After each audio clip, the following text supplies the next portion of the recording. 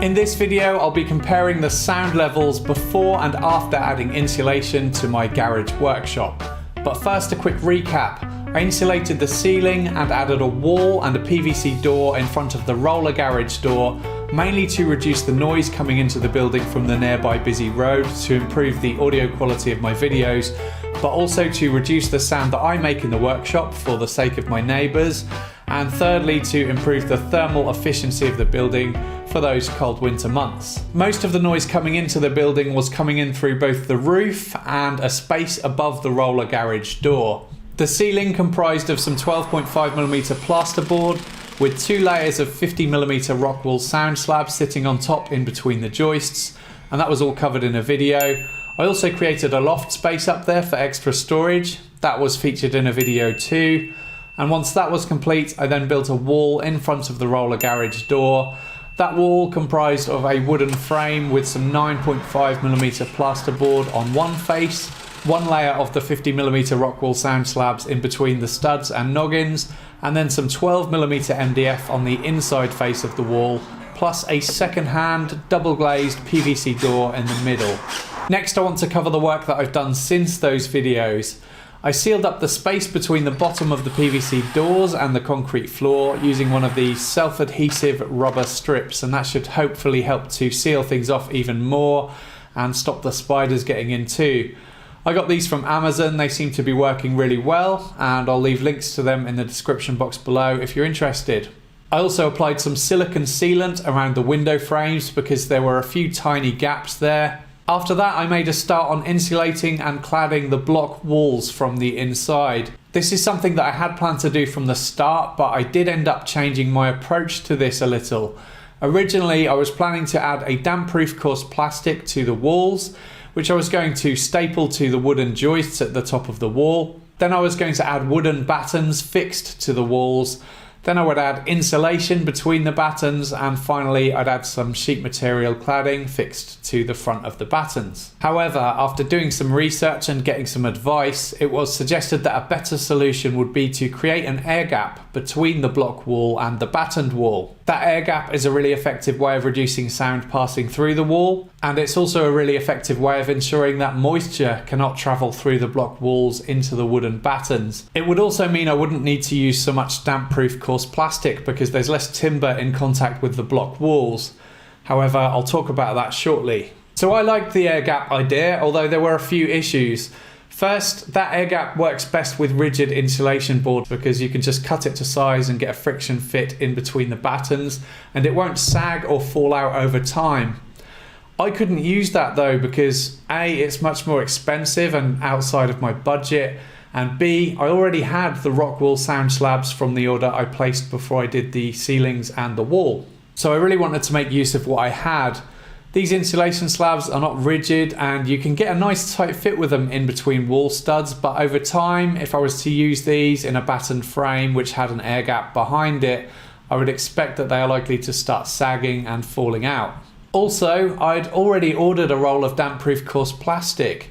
I got it on eBay. It was £30 for 4m by 25m roll. So here's the solution I came up with to hold the rock wool insulation inside the battened walls. First, I took some measurements of the spaces that I wanted to add the battens to, which in this example is in between these 2 block pillars in the wall. For battens, I decided to rip some 63 by 38mm, otherwise known as 2x3 CLS timber, in half at the table saw. 2x3s are cheap, they're about £3 or £4 in most DIY shops, but I didn't need my battens to be as wide as these are, so by ripping them in half, I could effectively double the material that I had to work with. This gave me some battens that are about 30mm by 38mm and 3 meters in length. Next, I cut 2 pieces to length using my circular saw and a speed square to guide the cut. These will be my top and bottom pieces for the frame, and I've deducted about 8mm from the dimensions of the actual space because I want to make sure that they fit in there easily once the frame is fully assembled. Then I measured the height and I could cut more timber to length for the uprights. And again, I'm cutting these shorter to make sure that they will fit. I positioned everything on the floor so that I could start assembling the frame. I wanted my upright studs to be at an equal spacing, so here I'm marking that up, and these studs will be about 425mm from centre to centre. I used screws here rather than my framing nailer because these battens were now quite thin after ripping them down to size, so the nails would be likely to split the wood and I'd have blowouts to deal with, so screws gave me a bit more control.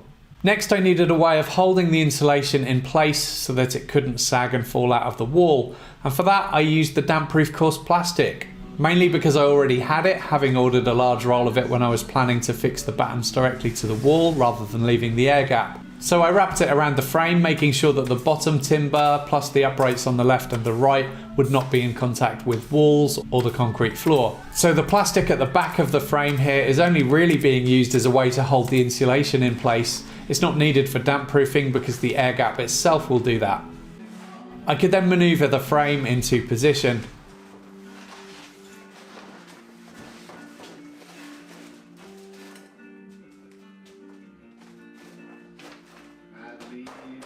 I secured the frame to the block pillars by drilling a 6mm hole through the timber and into the block using some brown raw plugs and Torx screws.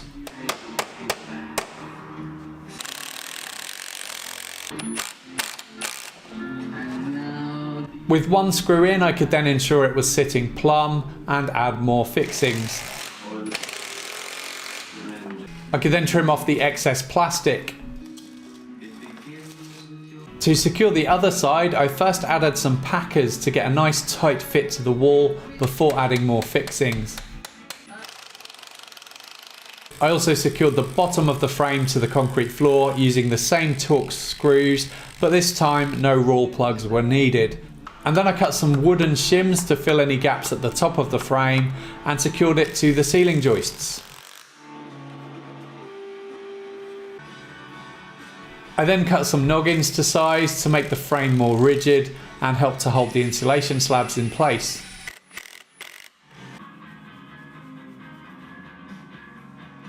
To clad the walls, I'm going to be using a mixture of whatever sheet materials I could find that were either salvaged or bought from people selling them locally on Facebook Marketplace and places like that. I got some MDF, some OSB, some plywood and some chipboard, and I wasn't too fussy about the condition because it's all going to get painted. Here I'm using some 12mm plywood. I secured it with drywall screws and I'm not even going to bother filling these screw heads because A, once they're painted, they're not going to be very visible anyway. B, these walls are going to have so much stuff mounted onto them that again, most of them won't be visible. And C, it's actually quite useful to know where the studs and noggins are in the wall for future reference should I ever need to mount anything heavy to the walls. I then filled any gaps with some white decorator's caulk. This stuff is fully paintable, so it'll blend in better once painted. By the way, I have no idea who Bex and Sam are, but I want to congratulate them for whatever happened in their lives and thank them for the reclaimed OSB. So originally the plan was to clad all of the internal walls inside the workshop, but I've since decided to just do the right hand wall where my mitre station will be once it's built. This is the wall in between my workspace and the busy road, and also the wall at the back of the workshop where my tool walls will be, because I really need to get my tools set up there so they're available to grab and use. So now is the moment we've all been waiting for. Just how effective is the insulation that I've added so far to the ceiling and the walls? Before I did all of this work, I set up my camera right in the center of the workshop and I filmed some footage on my camera to capture the noise levels from the nearby road, and I also took a sound level using an app on my phone. Obviously this isn't scientifically accurate or anything, but hopefully this will give you some idea of how things have improved. I'm going to play that footage followed by some footage that I recorded after insulating.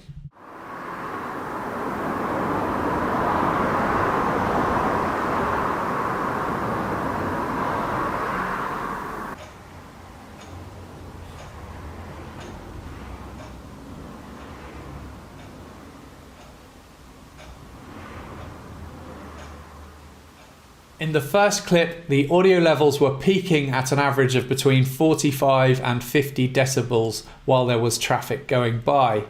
In the second clip, the audio levels were ranging between 18 and 23 decibels. Next, here is some footage before insulating, which I shot of me talking to camera, which, by the way, I recorded really late at night because I wanted to shoot the video while the road was less busy.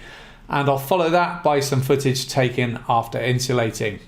We're quite close to a fairly busy road. That was right on cue. And so this is me talking with the road noise in the distance. I'm standing about 1 meter away from the camera and the microphone. This is typically how I do my talking to camera segments.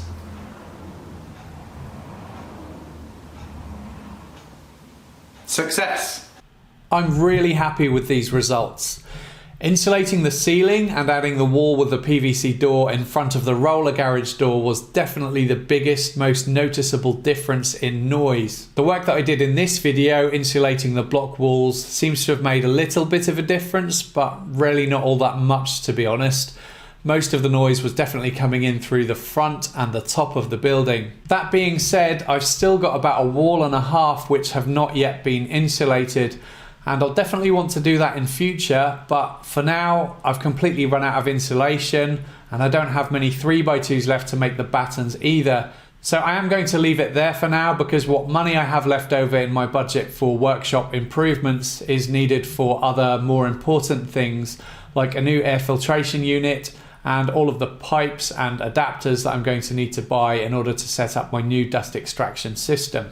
What's quite interesting with things as they are now is that most of the noise that's coming into the workshop seems to now be coming through the old door on the side wall of the workshop. But I'm not really worried about that. It's plenty quiet enough in there now for me to get on with shooting videos without any issues. It would be good to get more walls insulated before the winter, but I suspect I probably won't get it done that quickly.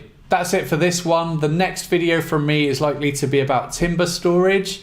Following that, I hope to get started on the mitre station, and then after that I will probably be doing the dust collection system. So stay tuned for all of that. I hope you enjoyed the video.